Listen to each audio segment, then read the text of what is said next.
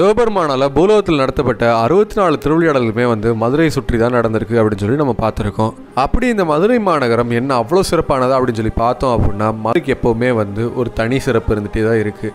ஏன் அப்படின்னா, எல்லா நகரங்களும் அரசர்களால் நிறுவப்பட்டாலும் இந்த மதுரை அப்படிங்கிறது சிவபெருமானாலே நிறுவப்பட்டிருக்கு அப்படின்னு சொல்லி சொல்கிறாங்க. அப்படி சிவபெருமானாலே உருவாக்கப்பட்ட இந்த மதுரைக்கு என்ன சிறப்பு இருக்குது, சிவபெருமான் எப்படி இந்த மதுரையை நிறுவினார் அப்படிங்கிறப்ப தெரியணும் அப்படின்னா இந்த வீடியோ ஸ்கிப் பண்ணால் முழுசாக பாருங்கள்.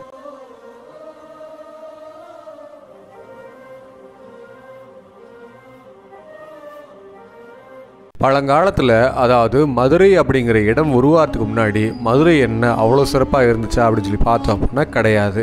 அங்கே கடைகள், வீதிகள், வீடுகள் எதுவுமே கிடையாது. அங்கே பூராமே கடம்ப மரங்களாலே, வில்வ மரங்களால் நிறைஞ்ச ஒரு அடர்ந்த காடு மட்டும்தான் இருந்துச்சு. இதனாலேயே அந்த இடத்துக்கு கடம்ப வனம் அப்படின்ற ஒரு பேரும் கொடுத்துருந்தாங்க. இந்த கடம்ப வனத்துக்கு பக்கத்தில் மணவூர் அப்படின்ற ஒரு கிராமம் இருந்துச்சு.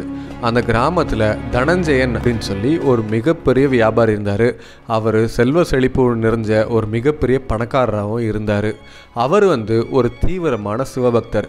திங்கட்கிழமை ஆனால் போதும் அவர் சிவபெருமானே மனசில் நினச்சி சிவபெருமானுக்காக சோமவார விரதம் இருந்து காலையிலேருந்து சாயந்தரம் வரைக்கும் அவர் உணவு எதுவுமே அருந்தாமல் அவர் சிவபெருமானுக்கு பூஜைகள் பண்ணதுக்கப்புறம் தான் அவர் உணவு அருந்துவார்.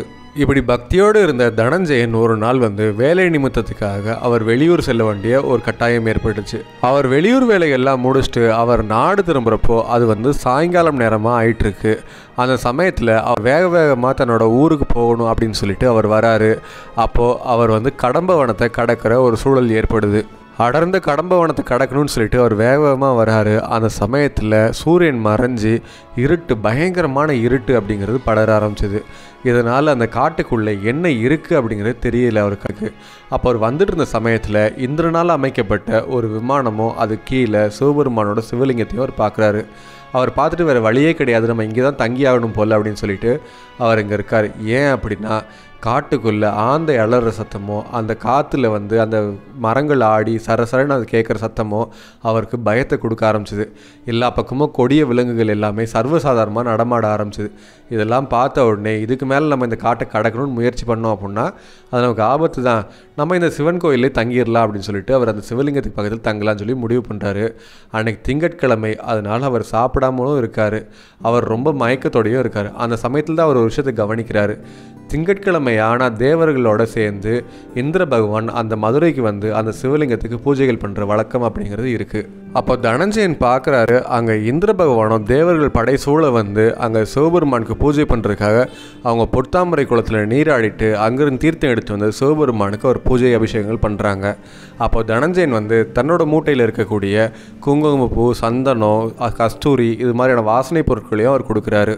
தேவர்களும் இந்திரனும் சேர்ந்து செஞ்ச அந்த பூஜையை பார்த்து தனஞ்சயன் ரொம்ப சந்தோஷப்பட்டு அங்கேயே அவர் காத்திருக்கவும் செய்கிறாரு. அப்போது விடியற்காலை ஆகுது. அப்போ திடீர்னு அவர் கண் விழிச்சு பார்க்குறாரு. அங்கே இருக்கக்கூடிய தேவர்கள் யாருமே இல்லை, சிவபெருமான் சிவலிங்கம் மட்டும் தனியாக இருக்குது. அதை பார்த்தோன்னே தனஞ்சயன் வணங்கிட்டு அவர் வேகமாக அவரோட ஊரான மணவூருக்கு திரும்புகிறாரு. அவர் மணவூருக்கு திரும்பின உடனே நேராக அந்த மணவூரோட மன்னனான குலசேகர பாண்டியனை பார்த்து அவர் நடந்த விஷயத்த எல்லாமே எடுத்து சொல்கிறாரு. இப்படி ஒரு ஆச்சரியமான நிகழ்வுகளை நான் பார்த்துருக்கேன், நீங்களும் ஒரு சமயம் முடிஞ்சது அப்படின்னா அந்த கடம்பவனத்தில் இருக்கக்கூடிய சிவலிங்கத்தை போய் பாருங்கள் அப்படின்னு சொல்லி அவர் சொல்கிறாரு. தனஞ்சயன் சொன்ன அற்புதமான விஷயத்தை மன்னர் குலசேகர பாண்டியன் அவர் யோசிச்சுட்டே இருக்காரு. அந்த நாள் பூரா அதே எண்ணங்கள் தான் அவர் மனசில் ஓடிக்கிட்டே இருக்குது. இப்படி இருக்கிறப்போ அதை யோசிச்சுக்கிட்டே மன்னர் குலசேகர பாண்டியன் இரவு நேரத்தில் அவர் தூங்கவும் போகிறாரு. அப்போது மன்னர் குலசேகர பாண்டியனோட கனவில் சிவபெருமான் வராரு. அப்போது மன்னரை பார்த்து சிவபெருமான் சொல்கிறாரு, குலசேகர பாண்டியா, பனையூர்லேருந்து மேற்கு பக்கம் போன அப்படின்னா ஒரு மிகப்பெரிய அடர்ந்த கடம்பவனம் இருக்குது. அந்த கடம்பவனத்துக்குள்ளே நானே குடிகொண்டு இருக்கேன். என்னோட சிவலிங்கம் அங்கே இருக்குது. என் சிவலிங்கத்துக்கு மேலே இந்திரனோட விமானமும் இருக்குது. அந்த இடத்த நீ கண்டறிஞ்சு அங்கே இருக்கக்கூடிய கடம்ப மரங்கள் எல்லாமே விளக்கிட்டு அங்கே நீ ஒரு நகரத்தை அமைக்கணும். அந்த நகரத்தை உன் ராஜ்யத்துக்கு தலைநகரமாகவும் நீ வச்சுருக்கணும். அப்படி இருந்துச்சு அப்படின்னா நீ செல்வ செழிப்பு, உனக்கு எதிரிகளே இல்லாமல் நீ நல்லாட்சி கொடுத்து நல்லா வாழுவே அப்படின்னு சொல்லி அவர் சொல்கிறாரு. இதை கேட்ட உடனே குலசேகர பாண்டியன் ஆச்சரியத்தில் அவர் கண்முழிக்கவும் செய்கிறாரு. மன்னர் வந்து ஒரு தீவிர மனசு பக்தர். அதனால அவரோட கனவை வந்து அவர் அலட்சியப்படுத்தாமல் அவர் அமைச்சர்களை அழைச்சி அவர் கனவை பற்றி எடுத்து சொல்கிறாரு. உடனே அமைச்சர்கள் எல்லாமே தனஞ்சயனை வரவழைச்சி அவர் அந்த கடம்பவனத்தில் அந்த சிவலிங்கம் எங்கே இருக்குது அப்படிங்கிறத பார்த்து அந்த இடத்துக்கு வந்து மன்னரை அழைச்சிட்டு போகிறாங்க.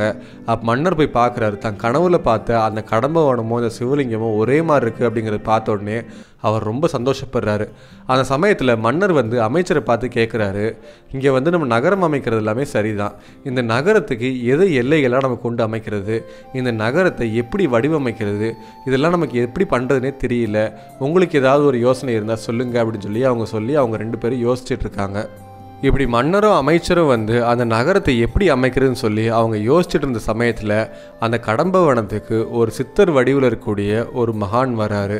அவர் பார்க்குறதுக்கு மிகப்பெரிய ஜடாமுடிகளுடைய உடம்பு பூரா சாம்பல்கள் பூசி இடையில் வந்து புலித்தோல் அணிந்து உடம்புல பூரா ருத்ராட்ச மாலைகள் அணிஞ்சு கையில் ஞான தண்டத்தோட அவர் பார்க்கறதுக்கே ரொம்ப தெய்வீகமாக இருந்தார். அப்போ அந்த சித்தர் வந்து மன்னரை பார்த்து கேட்குறாரு, அரசரே உங்களுக்கு என்ன குழப்பம், எதனால நீங்கள் குழம்பி போயிருக்கீங்க அப்படிங்கிறாங்க. அப்போ மன்னர் வந்து சொல்கிறாங்க, இங்கே ஒரு நாடு அமைக்கணும், அது எப்படி அமைக்கணுன்றது தெரியாமல் தான் நாங்கள் வந்து குழம்பி போயிருக்கோம், அது எல்லைகளை எங்கே வைக்கணுன்றது எங்களுக்கு தெரியல, இந்த குழப்பத்தோடு தான் இருக்கும் அப்படின்னு சொல்கிறாங்க. உடனே அந்த சித்தர் வந்து பயங்கரமாக சிரிக்கிறாரு. இவ்வளோதான பிரச்சனை, நான் கூட ஏதோ பெரிய பிரச்சனைன்னு நினச்சிட்டு இருந்தேன், இதுக்கு நான் ஒரு வழி சொல்கிறேன் அப்படின்னு அவர் சொல்ல ஆரம்பிக்கிறாரு. அப்போ அந்த சித்தர் வந்து மன்னரை பார்த்து சொல்கிறாரு, மதுரை அப்படிங்கிறது ஒரு சாதாரண நகரமாக இருக்கக்கூடாது, அது தலை சிறந்த நகரமாக இருக்கணும். அது எப்படி அமைக்கணும் அப்படின்னா, மதுரைக்கு நடு மையத்தில் வந்து இங்கே சிவலிங்கம் இருக்கக்கூடிய இடத்துல சிவன் கோயில் அப்படிங்கிறது வரணும். அதை சுற்றி 4 ஆடி வீதிகள், 4 ஆவணி வீதிகள், 4 மூல வீதிகள், 4 சித்திரை வீதிகள், 4 மாசி வீதிகள், 4 மாராட்டு வீதிகள், 4 வெளி வீதிகள் சொல்லி எல்லாமே 4 நாளாக தான் இருக்கணும். எந்த தெரு மூலியமாக வந்தாலும் அது நேராக சிவன் கோயில்கிட்ட வரணும். கோயிலிருந்து நாட்டை விட்டு வெளியே போகணும்னு நினச்சாங்கன்னா எந்த தெரு வெளியே போனாலும் அது வெளியே கொண்டு போய் விடணும். இது மாதிரியான நகரத்தை நம்ம அமைக்கணும் அப்படின்னு சொல்லி அவர் சொல்கிறாரு. இதை கேட்ட உடனே மன்னர் ரொம்ப சந்தோஷப்படுறாங்க. மன்னரோட குழப்பத்தையும் கவலையும் தீர்த்து வச்சதுக்கப்புறம் அந்த சித்தர் வந்து நான் வரேன் அப்படின்னு சொல்லிட்டு அவர் கிளம்பவும் செய்கிறாரு. அப்போ மன்னர் வந்து அமைச்சரை பார்த்து சொல்கிறாரு, என் கனவுல வந்து சிவபெருமான் இதே விஷயத்தை தான் சொன்னார், இந்த சித்தரும் பார்க்கறதுக்கு சிவபெருமான் மாதிரியே இருக்காரு அப்படின்னு சொல்லிட்டு அவங்க திரும்பி அந்த சித்தரை பார்க்குறாங்க. பார்த்தா அப்படின்னா அந்த சித்தர் மறைஞ்சு போயிடுறாரு. அப்போது அமைச்சர் வந்து மன்னரை பார்த்து சொல்கிறாங்க, மன்னா வந்திருக்கிறது வந்து சாதாரண சித்தர் கிடையாது, சிவபெருமானே சித்தர் வடிவில் வந்து மதுரை எப்படி அமைக்கணும்னு சொல்லி அவரே வந்து வரைபடங்கள் முதற்கொண்டு நமக்கு சொல்லி கொடுத்துட்டு போயிருக்காரு. இது வந்து சாதாரண இடம் கிடையாது, மதுரை வந்து மிக சிறப்பான இடம், இவ்வளோ சிறப்பான இடத்தை நம்ம தலைநகரமாக கொள்றதுக்கு நம்ம ரொம்ப பாக்கியம் பண்ணியிருக்கணும் அப்படின்னு சொல்லி அமைச்சர் சொல்கிறாரு. இதை கேட்டு மன்னர் ரொம்ப சந்தோஷப்பட்டு சிவபெருமானின் கட்டளையின்படி அந்த கடம்பவனத்தை அவங்க இருக்கக்கூடிய மரங்கள் எல்லாமே வெட்டி பள்ளங்கள் எல்லாமே சமன்படுத்தி சிவபெருமான் சொன்ன மாதிரியே எல்லா வீதிகளும் 4 அவர் அமைக்கவும் செய்கிறார். மன்னர் அந்த நகரத்தையே வந்து செழுமை மிக்க நகரமாக மாற்றணும் அப்படிங்கிறதுக்காக எல்லா இடத்துலையும் வந்து அவர் பல குளங்களை அவர் தோண்டவும் செய்கிறாரு. அதை சுற்றி பல தோட்டங்கள் அமைக்கிறாங்க, பூச்செடிகள், பழமரங்கள், இது எல்லாமே சேர்ந்து அந்த நகரமே வந்து ரொம்ப அழகாக காட்சி கொடுக்கவும் செய்யுது. இப்படி சிவபெருமானோட கட்டளையின்படி அங்கே ஒரு ஆச்சரியமான நகரம் அப்படிங்கிறது உருவாக ஆரம்பிச்சுது. அந்த இடத்துல கோயிலுக்கு பூஜை செய்கிறவர்களுக்கு, அந்தணர்களுக்கு அங்கே இடம் கொடுக்கவும் செஞ்சாங்க. குழந்தைகள் கல்வி கற்கிறதுக்காக அங்கே பள்ளிகள் அப்படிங்கிறது அமைக்கப்பட்டுச்சு. அதுக்கப்புறம் அங்கே வேலை செய்கிறவங்களுக்கு எல்லாம் அங்கே துணிக்கடைகள் அப்படிங்கிறது அமைக்கப்பட்டு கொடுத்தாங்க. இப்படி ஒன்றுக்கு பின் ஒன்றா அங்கே அந்த மதுரையில் வந்து பல தொழில்கள் அப்படிங்கிறது அமைக்கப்பட்டுச்சு. தொழில்களுக்கு தலைநகரமாகவே மதுரை திகழவும் ஆரம்பிச்சது. இதனாலேயே சுற்றி இருக்கக்கூடிய ஊர்களில் இருக்கக்கூடிய மக்கள் எல்லாமே தொழில் துவங்கணும் அப்படின்னு நினச்சாங்கன்னா அவங்க மதுரையில் வந்து துவங்க ஆரம்பித்தாங்க. இதனால் அந்த மதுரையில் வந்து நிறையா மக்கள் குடியேறவும் ஆரம்பித்தாங்க. இதை பார்த்து அரசன் வந்து மக்களுக்கு பொழுதுபோக்கு உருவாக்கி கொடுத்தாரு. ஊருக்கு வந்து திருவிழாக்கள் வந்து உருவாக்கி கொடுத்தாங்க. இப்படி மன்னர் வந்து அந்த மதுரையை சீரும் சிறப்புமாக ஆட்சி பண்ணி வந்துட்டு இருந்தார். இப்படி மன்னர் ஆட்சி பண்ணி வந்துட்டு இருந்த சமயத்தில் அந்த மதுரையோட வடகிழக்கு பகுதியில் மன்னர் வந்து அரண்மனை அமைச்சிருந்தார். அதுக்கப்புறம் சிவபெருமான் சொன்ன மாதிரியே கிழக்கு பக்கம் ஐயனார் கோயில் அமைச்சு அந்த மதுரை காவல் வைக்கவும் செஞ்சாங்க. தெற்கு பக்கம் சப்தகன்னிமார் கோயிலையும், மேற்கு பக்கம் விஷ்ணு கோயிலையும், வடக்கு பக்கம் பத்ரகாளி கோயிலையும் வச்சு மதுரைக்கு இவங்க எல்லாருமே காவல் தெய்வமாக அவங்க நிறுவவும் செஞ்சாங்க. இப்படி அந்த இறைவனோட கட்டளையின்படி குலசேகர பாண்டிய மன்னன் வந்து மதுரையை வந்து உருவாக்கி அங்கே சீர சிறப்புமாக அவர் ஆட்சி பண்ணி வந்துட்டு இருந்தார். அப்போது குலசேகர பாண்டியனை எதிர்த்து போர் பண்ணி வந்த எந்த அரசர்னாலையும் குலசேகர பாண்டியனை ஜெயிக்க முடியல. ஏன் அப்படின்னா சிவபெருமானே அவர் கூட இருந்து அவர் காக்கவும் செஞ்சாங்க. இப்படி சிவபெருமானால் உருவாக்கப்பட்ட இந்த மதுரையில் வந்து எல்லாமே 4 வீதிகளாக இருக்கிறதுனால இதுக்கு நான்மாட கூடல் அப்படின்னு ஒரு பேரும் இருக்குது. அதுக்கப்புறம் எந்த வீதியின் வழியாக வந்தாலும் அது சிவன் கோயிலே போய் அடையிறதுனால இதுக்கு கூடல் நகரம்னு இன்னொரு பேரும் இருக்குது.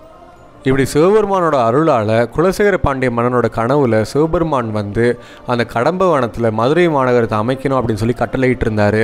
அந்த மதுரை மாநகரத்தை எப்படி அமைக்கணும் அப்படிங்கிறதுக்காக சிவபெருமானே சித்தர் வடிவில் வந்து அந்த மன்னனுக்கு அவர் வழிகாட்டவும் செஞ்சாங்க. இப்படி சிவபெருமானே கூட இருந்து அமைச்ச இந்த மதுரை மாநகரம் சிறப்புடையது தான் அப்படின்னு சொல்லி விளக்கக்கூடியது தான் சிவபெருமான் பூலோகத்தில் நடத்திய திருவிளையாடலில் இது 3வது திருவிளையாடல் அப்படின்னு சொல்கிறாங்க. மதுரை மாநகர சிவபெருமானாலே அமைக்கப்பட்டதுனால தான் மதுரை இன்றைக்கும் சிறப்பு மிக்க ஒரு நகரமாக இருக்குது அப்படின்னு சொல்லி சொல்கிறாங்க.